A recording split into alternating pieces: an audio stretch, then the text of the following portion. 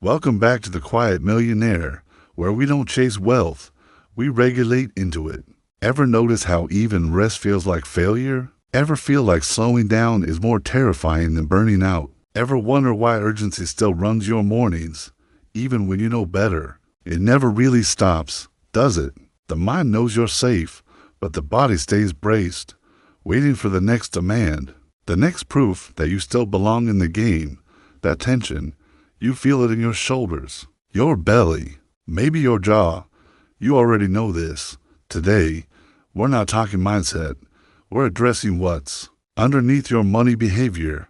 The nervous system runs the show. Most entrepreneurs have carried their business like a backpack full of bricks, but it is closer than that. It shows up as a tightly clenched fist. You hold everything, the invoices, the staff, the what-ifs, constantly contracting, unable to let go even for a moment. The world keeps telling you to loosen your grip, but that hand stays closed. That's not management. That's survival mode. It costs more than you see, sometimes. It costs you the actual sense of home in your own life. Here's what I want you to try. Notice the shift from a closed, tense fist, knuckles white, skin stretched, blood cut off, to an open hand. This isn't theory. This is your nervous system adapting. The open hand feels unfamiliar. Maybe it even feels risky. There's a voice inside that says, if I let go, it'll all fall apart. But it never does. Not like you think. The clenched fist keeps money and life locked in fatigue, unable to rest or breathe. The open hand receives, holds, and releases with authority, not fear. That's the discipline. If this shows up in your week, pause there. Notice the impulse to clench, breathe, see it. Let that land. There's nothing to prove. Here's the sabotage pattern. We start with a real need.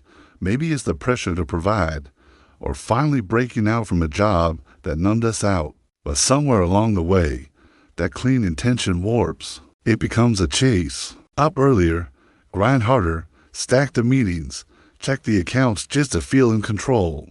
You already know what it does inside. Jittery mornings, that sick tension that never leaves your chest, a sense that if you let go, even for an hour, everything you've rebuilt will collapse. So, you normalize burnout, and you call it progress. You reward urgency because it looks like discipline. It isn't. Checking Slack at dinner isn't a badge of honor. Keeping your phone on in the shower, that's not devotion. Apologizing for a day off, that's not accountability. It's a nervous system that's stuck in vigilance, always on guard, always bracing, and slowly, your body starts treating growth the same way it treats threat. More money, more deals, same panic. Let that land. Even when you earn more, you can't rest inside it. It all still feels unsafe, like you're waiting for the floor to drop out. This is not discipline failing you. It's dysregulation. When survival mode becomes your only normal, even abundance feels like a problem to solve, not a state you can trust. The more you chase, the farther you drift from clarity. That's the trap, chasing more without restoring internal order. The Stoics said it clean. If you only chase what's outside, without anchoring inside, success becomes its own defeat. Now that we see it, let's shift. Most entrepreneurs, especially those worn down by cycles of effort and disappointment, start every new strategy like a rescue mission. You find a tactic. You build the plan. But under it all, your body's bracing.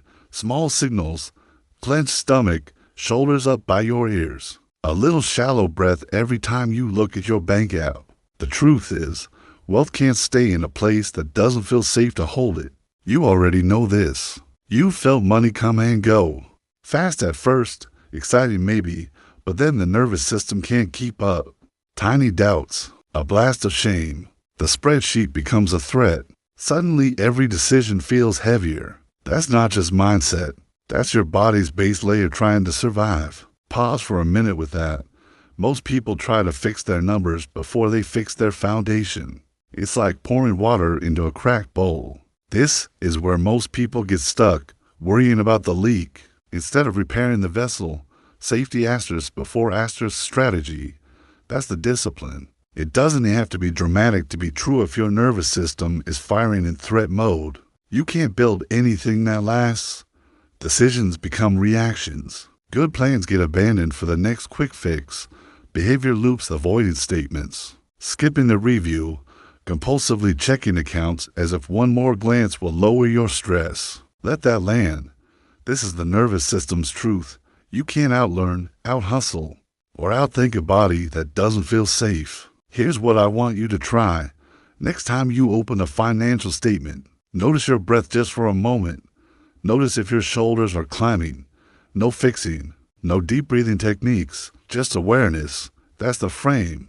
Anchor that. When you learn to register the body, S signals not override them, you create the bottom layer for quiet wealth. From here, clarity can emerge. This isn't a fix, it's a frame. Build capacity for holding money, not just chasing it. Over time, those tiny cues add up. Imagine hearing numbers, seeing data, and your breath stays steady, quiet, safe. That's the shift. Anchor this once. Repeat when it wobbles. Let's flip this for you. Most people treat rest like a withdrawal, as if every hour not spent building is somehow subtracting from the future. A rest is more like compound interest. It's invisible at first, quiet, unimpressive, yet it's where true growth accumulates, slowly, then all at once. You know what overwork feels like. Nerves on edge, walking through your house with your jaw clenched, convinced that busyness is what creates safety. But here's what you miss. When you actually allow a pocket of real rest, not just a few hours off, but permission to be unproductive, something changes under the surface. That's compound interest for your nervous system. It doesn't show up as an immediate win, but over weeks and months, the clarity, the ideas, the luck you're chasing starts to arrive on its own timeline, not yours. Here's what I want you to try. Block 1 hour in your week where you intentionally do not optimize for outcome. No learning, no planning, no checking. Just sit, walk, lay on the couch, and let yourself breathe. No phone near you. Give your body undeniable proof that rest is safe, and then notice, in the days that follow, how your baseline for receiving grows. You'll make a decision faster. You'll see an option you missed before. You'll feel less desperate to fill the day with more. Each act of rest deposits into a future you that can handle more and need less.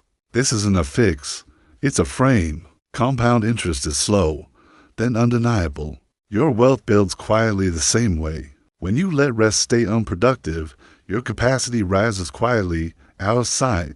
That's the discipline. It doesn't have to be dramatic to be true.